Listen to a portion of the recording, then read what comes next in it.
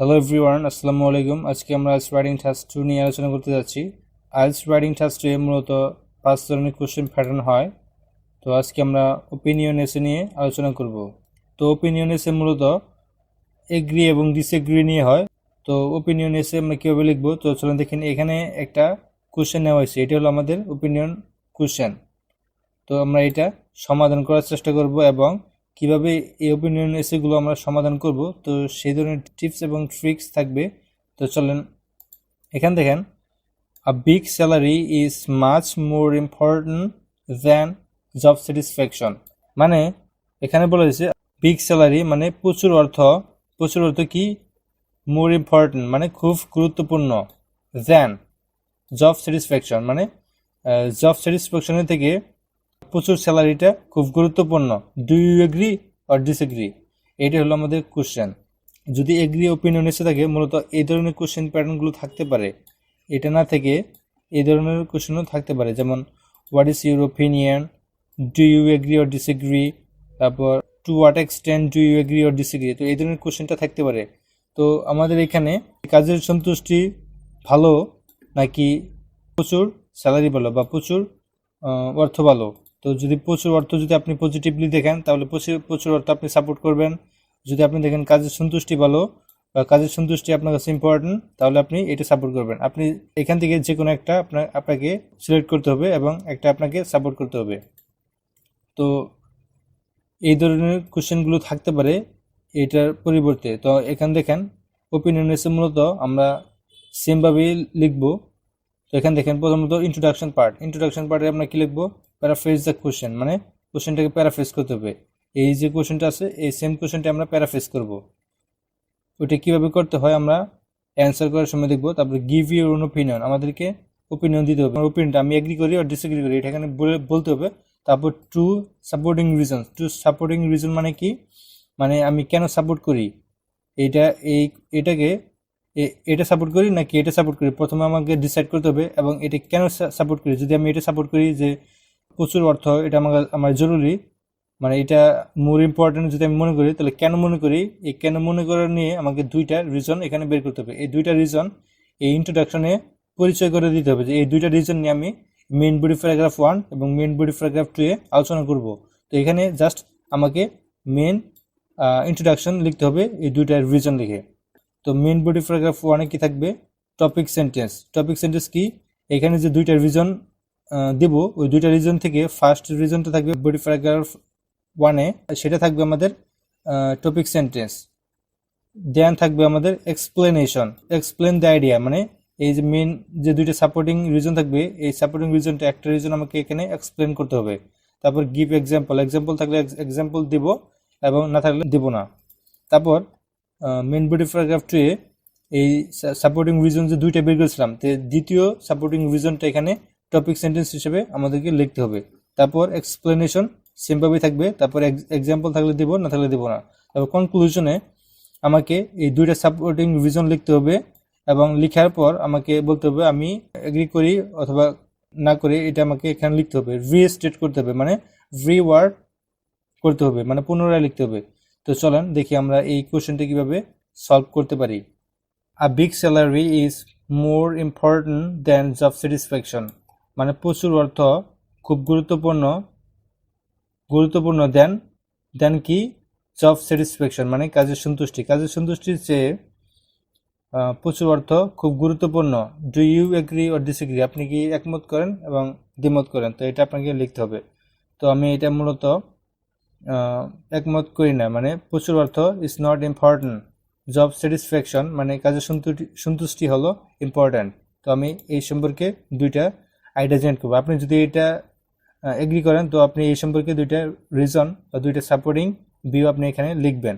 তো আমি যেহেতু এটা করতেছি, তো এখানে দেখেন আমি এটা সম্পর্কে দুইটা রিজন এখানে লিখছি। তো দেখেন, risk of stress related ill health, মানে স্ট্রেস মানে আপনি যদি কাজের সন্তুষ্টি না থাকেন, আপনি স্ট্রেস মানে ক্লান্তি অনুভব করতে পারেন বা চাপ অনুভূত করতে পারেন বা আপনি মানসিক অশান্তিতে থাকতে পারেন। তো এটা হতে পারে কিন্তু স্বাভাবিক।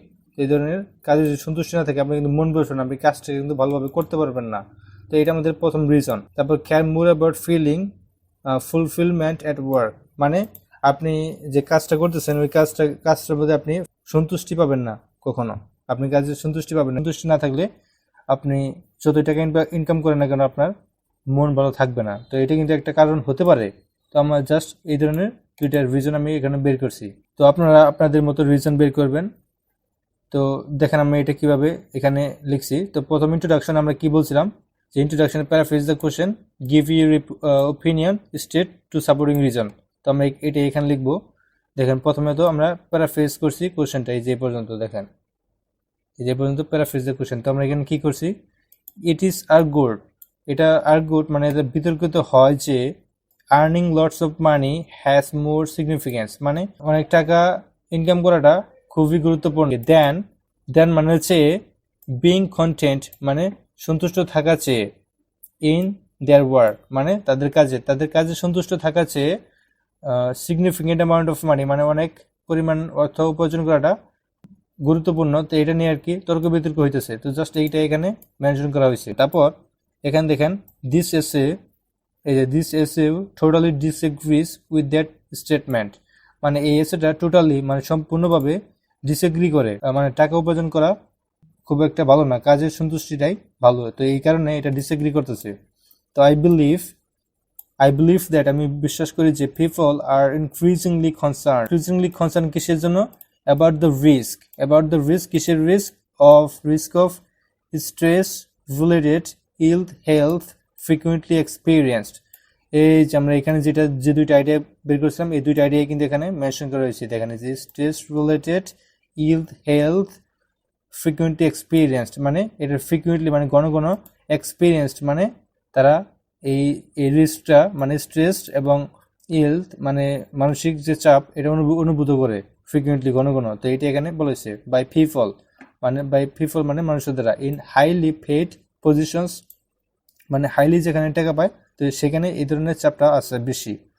অ্যান্ড দিয়ে আরেকটা রিজন এখানে বলা হবে, দে কেয়ার মোর অ্যাবাউট মানে তারা কেয়ার করে মোর অ্যাবাউট ফিলিং মানে অনুভব ফুলফিলড অ্যাট ওয়ার্ক মানে কাজের সন্তুষ্টিতে বেশি অনুভব করে। এটা আর কি এখানে দুইটার রিজন এখানে জাস্ট এখানে মেনশন করা হয়েছে। এই যে এখানে যে দুইটার রিজন বের করা হয়েছিল এই দুইটার রিজন এখানে মেনশন করা হয়েছে। তো আমরা এখন দেখেন এই প্রথম মেনশনটা, এই যে প্রথম রিজনটা, এই যে ইল হেলথ বাই স্ট্রেস, এটা আমরা এই বডি প্যারাগ্রাফ 1 লিখবো। Employees who earn a large income are generally under significant mental, আচ্ছা এমপ্লয়িজ হু আর্ন মানে এমপ্লয়িজ কর্মচারী বা কর্মী যে আর্ন করে মানে ইনকাম করে, আর জেনারেলি আন্ডার সিগনিফিকেন্ট মেন্টাল ও ইমোশনাল প্রেশার মানে আন্ডার মানে অধীনে, সিগনিফিকেন্ট মানে গুরুত্বপূর্ণ বা বিশাল, মেন্টাল অ্যান্ড ইমোশনাল প্রেশার মানে মেন্টাল এবং ইমোশনাল প্রেশারের মধ্যে থাকে যারা এই লার্জ অ্যামাউন্ট অফ ইনকাম করে টু পারফর্ম করতে, উইল অ্যান্ড অ্যাচিভ টার্গেটস মানে পারফর্ম করতে এবং অ্যাচিভ করতে দ্য টার্গেটস মানে টার্গেটটাকে অ্যাচিভ করতে তারা অনেক প্রেশারের মধ্যে দিয়ে যায়। কারণ যখন দেখবেন যে একটা বড় অ্যামাউন্ট অফ মানি মানে টাকা বা উপার্জন করতে যান, অর্থ উপার্জন করতে যান, তখন দেখবেন কাজটা বা আপনি যে কাজটা করেন ওই কাজটার প্রতি আপনাদের প্রচুর ফোকাস দিতে হয়, প্রচুর করতে হয়, আপনার চাপ থাকে একটা অতিরিক্ত। তো এটাই আর কি এখানে মেনশন করা হয়েছে আর কি। এই প্রথম আমাদের রিজনটা এই যে ইল এবং হেলথ, তো এটাই আর কি এখানে লেখা আছে।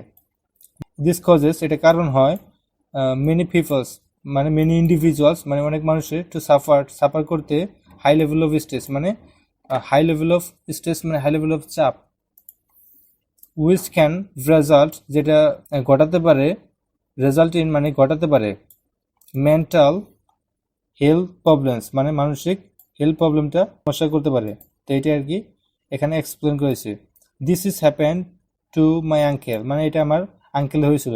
He use to boost about his salary মানে তার স্যালারিটা সে বুস্ট করতেছিল মানে বাড়াই দিয়েছিল, বাট দ্য বস মানে তার বস যে ছিল কেপ্ট মানে রেখেছিল ইনক্রিজিং হিজ সেলস টার্গেটস মানে তার যে সেলস টার্গেটটা ছিল সেটা বাড়াই দিয়েছিল, যে আপনাকে আজকে 150 বেচতে হবে, আগামীকাল 250 বেচতে হবে, আগামীকাল তারপরের দিন 300 বেচতে হবে, তারা এটা বাড়াই দিয়েছিল এবং স্যালারিটাও বাড়াই দিয়েছিল। অ্যান্ড ইন দি এন্ড মানে লাস্টে